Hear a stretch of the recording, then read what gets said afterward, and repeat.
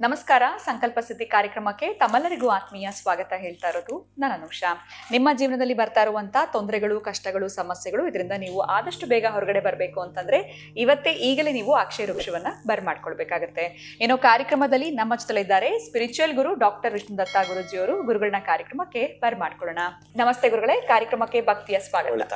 ಇವತ್ತಿಂದ ಧನುರ್ಮಾಸ ಪ್ರಾರಂಭ ಆಗಿದೆ. ಯಾವುದೇ ರೀತಿ ಹೊಸ ಕೆಲಸಗಳನ್ನ ಮಾಡೋದಿಲ್ಲ, ಆದ್ರೆ ಈ ಧನುರ್ಮಾಸವನ್ನ ನಾವು ಯಾವ ರೀತಿ ಬಳಸ್ಕೊಳ್ಬೇಕಾಗತ್ತೆ. ಧನುರ್ಮಾಸದಲ್ಲಿ ದೇವಸ್ಥಾನಗಳು ಬೇಗನೆ ಓಪನ್ ಆಗಿರುತ್ತೆ, ಎಲ್ಲರೂ ಹೋಗಿ ದರ್ಶನವನ್ನ ಪಡೆದುಕೊಳ್ತಿರ್ತಾರೆ. ಇದರಿಂದ ಯಾವ ರೀತಿ ನಾವು ಒಳತನ್ನ ಪಡೆದುಕೊಳ್ಬಹುದು, ಯಾರೆಲ್ಲರೂ ಹೋದ್ರೆ ಒಳ್ಳೇದು ಅಂತ ಹೇಳ್ತೀರಾ, ಇದ್ರ ಬಗ್ಗೆ ತಿಳಿಸ್ಕೊಡಿ. ಓಂ ವಿಶ್ವಸ್ಮೈ ನಮಃ.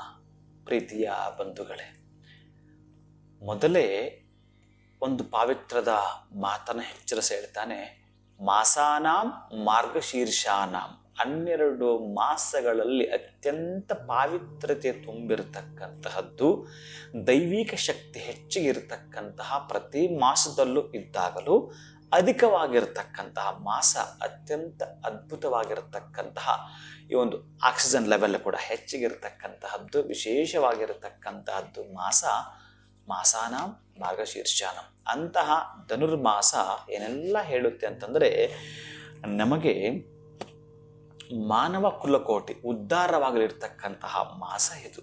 ಮಾನವ ಕುಲಕೋಟಿ ಅಂತಹದ್ದು ಏನೆಲ್ಲ ಕೂಡ ಮಾಡತಕ್ಕಂತಹದ್ದು. ಆಂಡಾಳ್ ದೇವಿ ಪ್ರತಿದಿನ ಕೂಡ ತನ್ನ ಸಹೋದ್ಯೋಗಿಗಳನ್ನು, ಸ್ನೇಹಿತರನ್ನು, ಬಂಧು ಬಳಗವನ್ನು, ಹಿತೈಷಿಗಳನ್ನು ಬೆಳಗಿನ ಪ್ರಾತಃ ಕಾಲದಲ್ಲಿ ಹೆಬ್ಬಿಸಿ ರಂಗನಾಥನ ದಿವ್ಯ ದರ್ಶನಕ್ಕಾಗಿ ಹೂವನ್ನು ಕೀಳುವಂಥದ್ದು, ಅಭಿಷೇಕಕ್ಕೆ ನೀರನ್ನು ಕೊಡತಕ್ಕಂತಹದ್ದು, ಪಂಚಾಮೃತವನ್ನು ವ್ಯವಸ್ಥೆ ಮಾಡತಕ್ಕಂತಹದ್ದು, ಸೇವೆ ನಿರತರಾಗ್ತಕ್ಕಂಥದ್ದನ್ನು ಪ್ರತಿಯೊಬ್ಬರು ಬಲವಂತವಾಗಿ ಎಬ್ಬಿಸಿ ಕರ್ಕೊಂಡು ಹೋಗ್ತಾ ಇದ್ರು. ಅದರ ಪುಣ್ಯ ಫಲ ಬೇಲಸದಳ. ಅದಕ್ಕಾಗಿಯೇ ಉದಯ ಜಲದಲ್ಲಿ ರವಿ ಉದಯಿಸಿ ರಂಧ ಕಿರಣಗಳನ್ನು ಅರಳಿಸಿ ಒದರಿಸುವ ಸಮಯ. ಶಿರಪಿಖ ಮಯೂರಾದಿ ಶಿರಕಳ ಧ್ವನಿಯನ್ನು ಕೇಳಿಸುತ್ತಲೇ ಎಲ್ಲರನ್ನು ಎಚ್ಚರರಾಗಿ ಕನರಂಧಕಾರದಲ್ಲಿ ಶುಭಿ ಬೆಳಕು ನೋಡಲು ಭಾಗಿ ಎಂಬುದಾಗಿ ಕರೆಯುವಂಥ ಸಮಯ. ಸಪ್ತಸ್ವರಾಭಿಮಾನಿ ದೇವತೆಗಳು ಗಳಗಳನೆ ಹರಿಯುವ ನದಿ ತೀರದಲ್ಲಿ ಜೈವೆಂದು ಬೋರ್ಗರವ ವೇದ ಘೋಷ ಮಂತ್ರಗಳನ್ನು ಬೋರ್ಗರೆಯುತ್ತಲೇ ಸರಿಗಮ ಪದನೆಂತೆಂಬ ಸ್ವರವನ ಸಾರದಲ್ಲಿ ಅವರ ತಮ್ಮ ಕರಗಸವನ್ನಾಗಿ ಮಾಡಿಕೊಳ್ಳುವ ಸಮಯ. ಮಂಗಳಾಂಗಿಯರು ತಮ್ಮ ತಮ್ಮ ಅಂಗಳದಲ್ಲಿ ಶ್ರೀರಂಗವಲ್ಲಿ ನಡೀತ ಶ್ರೀರಂಗ ಶ್ರೀರಂಗ ಶ್ರೀರಂಗ ಸರುಹು ಸರುಹು ಎಂತೆಂದು ಕರೆಯುತ್ತಿರುವ ಸಮಯ. ಕರು ತಾನೆದ್ದು ಅಂಬಾಯನದ ತಾಯಿ ಮಲ ಹಾಲ ಹೊಂಡು ಜಗಕ್ಕೆಲ್ಲ ಬೆಳಕನ್ನು ಕೋರುವ ಸಮಯ. ರೈತ ತನ್ನ ಹೆಗಲ ಮೇಲೆ ನೇಗಲನ್ನ ಇಟ್ಟುಕೊಂಡು ಹೊಲವನ್ನ ಉಳುಮೆ ಮಾಡತಕ್ಕಂಥದ್ದು ಸಮಯ. ಈ ಒಂದು ಬ್ರಾಹ್ಮಿ ಮುಹೂರ್ತದ ಸಮಯ, ಸಾತ್ವಿಕ ಸಮಯ, ಅತ್ಯಂತ ಅಭೂತಪೂರ್ವವಾಗಿರತಕ್ಕಂತಹ ಸಮಯ, ವಿಶೇಷವಾಗಿರತಕ್ಕಂಥ ದಿವ್ಯಾನುಭೂತಿಯನ್ನು ಕರುಣಿಸಿಕೊಡ್ತಕ್ಕಂಥ ಸಮಯ ಅಂತ ಹೇಳಬಹುದೇನೋ. ಅದಕ್ಕಾಗಿ ನಾನು ಯಾಕೆ ಇದೆಲ್ಲವೂ ಕೂಡ ಕನ್ನಡದ ಪದಗಳು ನಿಮಗೆ ಎಷ್ಟರ ಮಟ್ಟಿಗೆ ಅರ್ಥ ಆಗುತ್ತೋ ಗೊತ್ತಿಲ್ಲ. ಉದಯ ಜಲದಲ್ಲಿ ರವಿ ಉದಿಸಿ ರಂಧ ಕಿರಣಗಳನ್ನು ಅರಳಿಸಿ ಒದರಿಸುವ ಸಮಯ ಅಂತಂದರೆ, ಆ ರವಿಯ ಶಿಶಿ ಕಿರಣಗಳು ಬರ್ತಿರಬೇಕಾದ್ರೆ ಮನುಷ್ಯನ ಮೇಲೆ ಬೀಳುತ್ತೆ ಅಂತಂದರೆ, ಒಂದೊಂದು ಕಿರಣವು ಕೂಡ ಬಂಗಾರದ ಜಿರಿ ಇದ್ರೆ ನಿಮ್ಮ ವಸ್ತ್ರದಲ್ಲಿ ಹೇಗೆ ಕಂಗೊಳಿಸ್ತಾ ಇರುತ್ತೋ ಹಾಗೆ ದಿದೀಪ್ಯಮಾನವಾಗಿರತಕ್ಕ ಕಿರಣಗಳು ಈ ಮಾಸದಲ್ಲಿ ಬಿದ್ದಾಗ ಅತ್ಯಂತ ಹೀನ ಸ್ಥಿತಿಯಲ್ಲಿರ್ತಕ್ಕಂಥ ಅನಾರೋಗ್ಯವಂತನು ಕೂಡ ಆರೋಗ್ಯವಂತನಾಗಿ ಪರಿಣಮಿಸ್ತಾನೆ ಅಂತಕ್ಕಂತಹದ್ದು ಆ ಉದಯ ಜಲದ ಕಿರಣಗಳು. ಅಂದರೆ ಪ್ರಾತಃ ಕಾಲದ 3 ಗಂಟೆಯಿಂದ ಸಾತ್ವಿಕ ಸಮಯ, ಬಹುಶಃ 6 ಗಂಟೆಯಿಂದ ಇರತಕ್ಕಂಥ ಸಾತ್ವಿಕ ಸಮಯ ಈ ಮಾಸದಲ್ಲಿ 3 ತಾಸು ಹಿಂದಕ್ಕೆ ಬರುತ್ತೆ. ಅಲ್ಲಿಂದ ಪ್ರಾರಂಭ ಆಗ್ತಕ್ಕಂತಹದ್ದಿರುತ್ತೆ. ಈ ಮಾಸಕ್ಕೆ ಅಂತಹ ತೇಜಸ್ಸು, ಅಂತಹ ಯಶಸ್ಸು ಇರತಕ್ಕಂಥದ್ದಾದ್ದರಿಂದ ಅದಕ್ಕೆ ಸಪ್ತಸ್ವರಾಭಿಮಾನಿ ದೇವತೆಗಳು ಗಳಗಳನ್ನೇ ಹರಿಯುವ ನದಿ ತೀರದ ಜೈವೆಂದು ಬೋರ್ಗರವ ವೇದ ಘೋಷ ಮಂತ್ರಗಳನ್ನು ಬೋರ್ಗರೆಯುತ್ತಲೇ ಸರಿಗಂಪದನೆಂದೆಂಬ ಸ್ವರವನ್ನು ಸಾರುತ್ತಾರೆ. ಅಂತಂದರೆ ದೇವತೆಗಳು ದೇವಲೋಕವನ್ನು ಬಿಟ್ಟು ಎಲ್ಲಿ ಪುಷ್ಕರ, ಕಲ್ಯಾಣಿ ಇದ್ದು ಅಂತಹ ಕೊಳದಲ್ಲಿ ಸ್ನಾನವನ್ನು ಮಾಡುತ್ತಾ ಪರ್ಯಟನೆ ಮಾಡ್ತಿರುತ್ತಾರಂತೆ. ಭಗವಂತನ ದಿವ್ಯ ದರ್ಶನಕ್ಕಾಗಿ ಕಾಯ್ತಾ ಇರ್ತಾರಂತೆ. ಹೇಗೆ ಅಂತಂದರೆ, ಸೂರ್ಯೊಂದು ಭೌಮ ಬೋಧ ವಾಕ್ಪತೆ ಕಾವ್ಯಸರು ಸ್ವರ್ಭಾನ ಕೇದು ವಿಕಸಿತ ಪ್ರಸಾದಾಹ ಅಂತಕ್ಕಂಥದ್ದು ಏನು ಹೇಳುತ್ತೋ ವೆಂಕಟೇಶ್ವರ ಸ್ವಾಮಿ ಸುಪ್ರಭಾತದಲ್ಲಿ ಏನು ಹೇಳ್ತಾನೆ ಅಂತಂದರೆ, ಮಹಾನುಭಾವ ಸೂರ್ಯ, ಚಂದ್ರ, ಮಂಗಳ, ಬುಧ, ಗುರು, ಶುಕ್ರ, ಶನಿ, ಕೇತು, ರಾಹು ಎಲ್ಲರೂ ಕೂಡ ಬಂದಿದ್ದಾರೆ ನಿನ್ನ ದರ್ಶನಕ್ಕಾಗಿ ಇದ್ದಾರೆ ಅಂತಂದಾಗ, ಆ ವೈಕುಂಠದ ಪತಿ ಯಾವಾಗ ಆ ಒಂದು ಚಾತುರ್ಮಾಸಕ್ಕೆ ಸಂಬಂಧಪಟ್ಟಾಗಿರತಕ್ಕಂತಹ ಮಹಾನುಭಾವ ಆಷಾಢ ಮಾಸದ ಪೌರ್ಣಮಿಯನ್ನು ಮಲಗಿರುತ್ತಾನೋ, ಈ ಪೌರ್ಣಮಿಯ ನಂತರ ಮಾರ್ಗಶಿರ ಮಾಸದಲ್ಲಿ ಆಗ ದಿವ್ಯ ದರ್ಶನಕ್ಕಾಗಿ ಎಲ್ಲರೂ ಕೂಡ ಉತ್ತರಕ್ಕೆ ಮುಖ ಮಾಡಿ ನಿಂತಿರ್ತಕ್ಕಂಥ ಮಹಾನುಭಾವನ ದರ್ಶನವನ್ನು ಪಡೆದುಕೊಳ್ಳಲಿಕ್ಕಾಗಿ ಸಾಲುಗಟ್ಟಿ ಸಾಯುಜ್ಯ ಸ್ಥಿತಿಯಲ್ಲಿ ನಿಂತಿರ್ತಾರೆ ದೇವತೆಗಳೇ. ಅಂತಹ ದೇವತೆಗಳೇ ದರ್ಶನಕ್ಕಾಗಿ ಕಾಯ್ತಿರಬೇಕಾದ್ರೆ ನೀನು ಹೇಗೆ ಮಲಗಿರುತ್ತೀಯ? ಅದಕ್ಕಾಗಿ ನಿನ್ನ ಮನೆ ಮುಂದೆ ಅದಕ್ಕೆ ಶ್ರೀರಂಗ ಸರಹೋ ಎಂತಂತ ರಂಗವಲ್ಲಿ ಮನೆ ಮುಂದೆ ಇಟ್ಟಿದ್ರೆ ಯಾವ ಮನೆಯ ಮುಂದೆಗಡೆ ರಂಗವಲ್ಲಿ ತೋರಣಾದಿ ಕಂಗೊಳಿಸ್ತಾ ಇದೆಯೋ ಆ ಮನೆಗೆ ದೇವತೆಗಳ ಪ್ರವೇಶವಾಗ್ತಕ್ಕಂತಹದ್ದು. ನಿನಗೆ ಅದೃಷ್ಟ ಅಂತಕ್ಕಂಥ ಗಿಫ್ಟ್ ಅನ್ನು ಕೊಡ್ಲಿಕ್ಕೆ ಬಂದಿರ್ತಾರೆ, ಲಕ್ ಅಂತಕ್ಕಂಥ ಕೊಡ್ಲಿಕ್ಕೆ ದೇವತೆಗಳು ಬಂದಿರ್ತಾರೆ.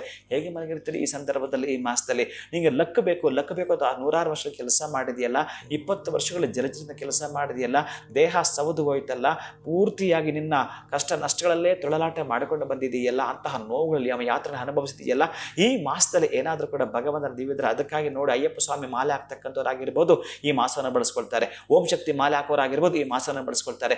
ಯಾರೇ ಆಗಿದ್ದರೂ ಕೂಡ ಆಮೇಲೆ ಋತುಮಾನಗಳ ಸಂಬಂಧಪಟ್ಟ ಆಹಾರವನ್ನು ಕೂಡ ತೆಗೆದುಕೊಳ್ಳತಕ್ಕಂಥದ್ದು, ಸೂರ್ಯೋದಯಕ್ಕೆ ಮುನ್ನವೇ ಹಾಕ್ತಕ್ಕಂಥದ್ದು ಕೂಡ ನಾವೇನೇ ಅಭಿಷೇಕಾದಿ ಕ್ರಿಯೆಗಳು ಮಾಡಬೇಕಾದರೂ ಭಗವಂತನ ಷೋಡಶೋಪಚಾರ ಪೂಜೆಗಳು ಆದ ನಂತರ ಸೂರ್ಯ 6 ಗಂಟೆ ಕರೆಕ್ಟಾಗಿ ಉದಯ ಆಗ್ತಾನೆ ಅಂತಂದರೆ ಮಹಾಮಂಗಳಾರತಿ ಮಾಡಲಿಕ್ಕೂ ಸೂರ್ಯ ಉದಯ ಆಗಲಿಕ್ಕೂ ಅದೇ ಸಂದರ್ಭ ಆಗಿರುತ್ತೆ. 3 ಗಂಟೆಯಿಂದ ಪೂಜೆಗಳು ಮಾಡಿಕೊಂಡು ಬಂದಿರ್ತಾರೆ. ಅದಕ್ಕಾಗಿ 7-8 ಗಂಟೆಗೆ ದೇವಸ್ಥಾನವನ್ನು ಕ್ಲೋಸ್ ಮಾಡ್ತಾರೆ. ಅಷ್ಟೊತ್ತಿಗೆ ನೀನೆಲ್ಲವನ್ನು ಕೂಡ ಮಾಡಿಕೊಂಡಿರಬೇಕು. ನಿನ್ನ ಲಕ್ ಮತ್ತು ಅದೃಷ್ಟವನ್ನು ಪಡೆದುಕೊಳ್ಬೇಕು ಅಂತಂದರೆ ಈ ಮಾಸವನ್ನು ಬಳಸಿಕೊಳ್ಳಬೇಕು. ಯಾರು ಇಲ್ಲಿ ಅದಕ್ಕೆ ಈ ತ್ರಿರಂಗಗಳು ಅಂತ ಬರ್ತವೆ. ಏನು ತ್ರಿರಂಗಗಳು? ಆದಿರಂಗ, ಮಧ್ಯರಂಗ, ಅಂತ್ಯರಂಗ ಅಂತಕ್ಕಂಥದ್ದು ಏನು ಇದೆಯೋ, ಶ್ರೀರಂಗಪಟ್ಟಣದ ಆದಿರಂಗ, ಇನ್ನು ಶಿವನ ಸಮುದ್ರದ ಮಧ್ಯರಂಗ, ಇನ್ನು ಶ್ರೀರಂಗಪಟ್ಟಣ ವಿಶೇಷವಾಗಿ ಶ್ರೀರಂಗಮ್ಮನ ಅಲ್ಲಿರ್ತಕ್ಕ ಅಂತರಂಗ, ಈ 3 ರಂಗಗಳ ದರ್ಶನ ಮಾಡತಕ್ಕಂಥದ್ದು ಮಾನವ ಕುಲಕೋಟಿ ಉದ್ಧಾರವಾದಂತೆಯೇ ಸರಿ. ನಿಮ್ಮ ಮಕ್ಕಳಿಗೆ ನೀವು ಆಸ್ತಿ ಮಾಡಿಬಿಟ್ಟು ಹೋಗ್ತೀರಲ್ಲ, ಆ ಆಸ್ತಿ ಉಳಿಸ್ಕೊಂಡು ಬೆಳೆಸ್ಕೊಂಡು ಕಳಿಸ್ಕೊಂಡು ಹೋಗ್ಬೇಕಾದ್ರೆ ಪುಣ್ಯ ಸಂಪಾದನೆ ಮಾಡಿರಬೇಕಂತೆ. ಅಂಥ ಪುಣ್ಯ ಸಂಪಾದನೆ ಎಲ್ಲಿ ಸಿಗುತ್ತೆ ಅಂತ ಇಂಥ ಮಾಸಗಳಲ್ಲಿ ಇಂಥ ಕ್ಷೇತ್ರಗಳ ದರ್ಶನ ಮಾಡೋದರಿಂದ ಪ್ರೀತಿ ಬಂಧುಗಳೇ, ವೈಷ್ಣವಾಲಯಗಳಲ್ಲಿ ಬಹಳ ವಿಶೇಷವಾಗಿ ಇದನ್ನು ಪೂಜೆ ಮಾಡ್ತಿರುತ್ತಾರೆ. ನಿಮಗೆ ಎಲ್ಲೆಲ್ಲಿ ಸಾಧ್ಯವಾಗ್ತದೆ ಅಲ್ಲೆಲ್ಲ ಕೂಡ ಹೋಗಿ ಹಾಡಿ ಕೊಂಡಾಡ್ತಕ್ಕಂಥದ್ದು, ಬಿಸಿ ಪೊಂಗಲ್ ಕೊಡ್ತಾರೆ. ನೀವು ನೋಡಿರಬಹುದು, ಬಹುಶಃ ಅದಕ್ಕೆ ಕಾಳು ಮೆಣಸಲ್ಲಿ ಹಾಕಿರ್ತಾರೆ. ಯಾಕಂತಂದರೆ ದೇಹ ನೀವು ಶೀತದಿಂದ ಕೂಡಿರುತ್ತೆ, ಈ ಮಾಸ ಉಷ್ಣಕ್ಕೆ ಬರಬೇಕಾಗತ್ತೆ. ಅದಕ್ಕಾಗಿ ಅದಕ್ಕೆ ಕಾಳು ಮೆಣಸು ಹಾಕಿ ದೇಹವನ್ನು ಉಷ್ಣದಲ್ಲಿರುತ್ತೆ. ಸಮಶೀತೋಷ್ಣಕ್ಕೆ ದೇಹ ಬರಬೇಕಾದ್ರೆ ಅದರಲ್ಲೂ ಕೂಡ ಧನುರ್ಮಾಸ ಅಂತಂದ್ರೆ ಧನುರ್ ಆಕಾರದಲ್ಲಿ, ಯಾಕಂದ್ರೆ ಬಹಳ ಚಳಿಗೆ ಬ್ಲಾಂಕೆಟ್ ಹೊದ್ದುಕೊಂಡು ಮಲಗಿರ್ತಾನೆ, ಹೀಗೆ ಮಲಗಿರ್ತಾನೆ ಅಂದ್ರೆ ಧನುರ್ ಆಕಾರದಲ್ಲಿ ಮಲಗಿರುತ್ತಾನೆ. 1ನೇದು. 2ನೇದು, ಈ ಸೂರ್ಯಚಂದ್ರ ಒಂದೇ ರೇಖೆಯಲ್ಲಿ ಹಾದು ಹೋಗ್ತಾರೆ. ಅದಕ್ಕಾಗಿ ರವಿ ಎಲ್ಲಿಗೆ ಬಂದಿದ್ದಾನೆ? ಧನುಸು ರಾಶಿಗೆ ಬಂದಿದ್ದಾನೆ. ಹಾಗಾಗಿ ಧನುರ್ಮಾಸವಾಗಿರತಕ್ಕಂತಹದ್ದು. ಹಾಗೆ ಆ ಬ್ಲಾಂಕೆಟ್ ಒದ್ದುಕೊಂಡು ಮಲಕೊಂಡಿದ್ರೆ ಸಾಧ್ಯವಾಗೋದಿಲ್ಲ. ನಿನಗೆ ಬೆಸ್ಟ್ ಸೀಟ್ ಬೇಕಾದರೆ ಬ್ಲಾಂಕೆಟನ್ನು ಪಕ್ಕಕ್ಕಿಟ್ಟು ಮುಂದಕ್ಕೆ ಬಾ ಅನ್ಲಿಕ್ಕೆ ಕೂಡ, ಹೇಗೆಂತಂದ್ರೆ ಕೊಟ್ಟ ಮಾತು ಬಿಟ್ಟು ಬಾಣ ಆಗಿರುತ್ತೆ ಈ ಮಾಸ ನಿನಗೆ. ಅದಕ್ಕಾಗಿ ಬಾಣ ಬಿಟ್ಟರೆ ಹೇಗೋಗುತ್ತೆ ಆ ಬಿಲ್ಲಿಗೆ ಸಂಬಂಧಪಟ್ಟ ಹಾಗೆ ನಿನ್ನ ಬದುಕನ್ನು ಕಟ್ಟಿಕೊಳ್ಬೇಕಾದ್ರೂ ಕೂಡ ಧನುರ್ಮಾಸವೇ ಪ್ರಧಾನವಾಗಿರತಕ್ಕಂತಹದ್ದು. ಪ್ರೀತಿಯ ಬಂಧುಗಳೇ, ಅತ್ಯಂತ ವಿಚ್ಛಿನ್ನ ಪ್ರದವಾಗಿರ್ತಕ್ಕಂಥ ಭವ್ಯ ಬದುಕನ್ನು ಕಟ್ಟಿಕೊಳ್ಳಲು 33 ಕೋಟಿ ದೇವತೆ, 33 ಕೋಟಿ ದೇವತೆಗಳ ಭಗವಂತನ ದರ್ಶನಕ್ಕಾಗಿ ಕಾಯಿರುತ್ತಿರ್ತವೆ. ಇನ್ನು ಹುಲಮಾನವನಾಗಿರ್ತಕ್ಕಂತಹ ನಾವುಗಳು ಹೀಗೆ ಪರಿತಪಿಸ್ತಾ ಇರತಕ್ಕಂಥದ್ದು ಅನೇಕ ನೋವುಗಳಿಂದ ಅಂತಂದರೆ ಇದಕ್ಕಾಗಿಯೇ. ಅದಕ್ಕಾಗಿ ಅವೆಲ್ಲವನ್ನು ಕೂಡ ನೀವು ಹೊರಗಿಟ್ಟು ಈ ಮಾಸದಲ್ಲಿ ಪ್ರಾತಃ ಕಾಲದಲ್ಲಿ ಸ್ನಾನ ಸಂಧ್ಯಾ ವಂದನಾದಿಗಳನ್ನು ಮಾಡ್ತಾ, ಇನ್ನು ವಿಷ್ಣುವಿಗೆ ಸಂಬಂಧಪಟ್ಟ ಆಗಿರ್ತಕ್ಕ ಶ್ರೀನಿವಾಸ ಆಗಿರಬಹುದು, ಗೋವಿಂದ ಆಗಿರಬಹುದು, ರಂಗನಾಥ ಆಗಿರಬಹುದು, ಕೇಶವ ಆಗಿರಬಹುದು, ನಾರಾಯಣ ಆಗಿರಬಹುದು, ನಾಮಸ್ಮರಣೆ ಮಾಡೋ ಮುಖಾಂತರ ಅದಕ್ಕೆ ಆಂಡಾಳ್ ಮಾಡಿರ್ತಕ್ಕಂಥ ತಿರುಪ್ಪಾವೈ 30 ಶ್ಲೋಕಗಳಿದ್ದಾವೆ. ಯಾರಾದರೂ ಅದನ್ನು ಓದ್ತಕ್ಕಂತಹದ್ದು ಅಥವಾ ಕೇಳುವಂಥದ್ದನ್ನು ಕೂಡ ಮಾಡಿಕೊಳ್ಳಬಹುದು. ನೀಳಾತುಂಗಸ್ತನಗಿರಿ ತಟಿ ಸುಪ್ತ ಮುದ್ದೋತ್ಯ ಕೃಷ್ಣಂ ಪಾರಾರ್ಥ್ಯಂ ಸ್ವಂ ಶ್ರುತಿ ಶತಶಿರಸಿದ್ಧ ಮಧ್ಯಾಪಯಂತಿ ಸ್ವಚ್ಛಿಷ್ಟಾಯಾಂ ಸೃಜನಿಗಳಿತಂ ಯಾ ಬಲಾತ್ಕೃತ್ಯ ಭುಂಕ್ತೆ ಗೋದಾ ತಸ್ಸೈ ನಮ ಇದಮಿದಂ ಭೂಯ ಏವಾಸ್ತು ಭೂಯಃ ಅನ್ನವ ಎಲ್ಬದವೈ ಆಂಡಾಳ್ ಅರಂಗರ್ಕೋ. ಇಲ್ಲಿಂದ ತನಿಯನ್ನು ಪ್ರಾರಂಭ. ಹಾಗೆ ಮಾರ್ಹಳೆ ತಿಂಗಳ ಮದಿನಿರಿಂದ ನನ್ನಾಳಾಲ್ ಪ್ರಾರಂಭ ಆಗುತ್ತೆ. ಮಾರ್ಹಳಿ ತಿಂಗಳಂದರೆ ಈ ಮಾರ್ಗಶಿರ ತಿಂಗಳು ಏನಿದೆಯೋ ಇದು ನಿನ್ನ ಭವ್ಯ ಬದುಕು ಕಟ್ಟಿಕೊಡುತ್ತೆ. ಹೇ ಮಾನವ, ಎದ್ದು ಬಾ, ನನ್ನ ಜೊತೆಗೆ ಬಾ, ತೋರಿಸ್ಕೊಡ್ತೀನಿ ಹೇಗೆ ಬದುಕಬೇಕಂತಕ್ಕಂಥದ್ದು. ಆರೋಗ್ಯಪೂರ್ಣವಾಗಿಯೂ ಆಯುಷ್ಯಪೂರ್ಣವಾಗಿಯೂ ಐಶ್ವರ್ಯವಂತನಾಗಿ ವಿರಾಜಮಾನನಾಗಬೇಕಾದ್ರೆ ಈ ಮಾಸವನ್ನು ಖಂಡಿತ ನನ್ನ ಪ್ರೀತಿ ಬಂಧುಗಳೇ ಬಳಸ್ಕೊಳ್ತೀರಂತ ಅಂದ್ಕೊಂಡಿದ್ದೀನಿ. ಅಂತಹ ಆಯುರಾರೋಗ್ಯಶ್ವರವನ್ನು ತಾವೆಲ್ಲರೂ ಕೂಡ ಪಡೆದುಕೊಳ್ತೀರಿ. ಖಂಡಿತವಾಗ್ಲೂ ಗುರುಗಳೇ, ಈ ಮಾಸವನ್ನ ನಾವು ಯಾವ ರೀತಿ ಬಳಸ್ಕೊಳ್ಬೇಕಾಗತ್ತೆ, ಸೈಂಟಿಫಿಕಲಿ ಆಗಿರ್ಬೋದು, ಸ್ಪಿರಿಚುವಲಿ ನಮಗೆ ಇದರ ಒಂದು ಅರ್ಥವನ್ನ ತಿಳಿಸ್ಕೊಟ್ಟಿದ್ದೀರಾ. ಬಹಳ ಧನ್ಯವಾದಗಳು ತಮಗೆ. ನಮಸ್ಕಾರ. ಹರೇ ಶ್ರೀನಿವಾಸ. ಧನುರ್ಮಾಸ ಪ್ರಾರಂಭ ಆಗಿದೆ. ಈ ಮಾಸದ ವಿಶೇಷತೆ ಏನು, ಇದನ್ನ ನಾವು ಯಾವ ರೀತಿಯೂ ಬಳಸ್ಕೊಳ್ಬೇಕು ಅನ್ನೋದ್ರ ಬಗ್ಗೆ ನಮಗೆ ಸಾಕಷ್ಟು ಮಾಹಿತಿನ ಗುರುಗಳು ತಿಳಿಸ್ಕೊಟ್ಟಿದ್ದಾರೆ. ವಿಡಿಯೋನ ಮುಗಿಸುವಂತಹ ಸಮಯ ಆಗಿದೆ. ನಮಸ್ಕಾರ.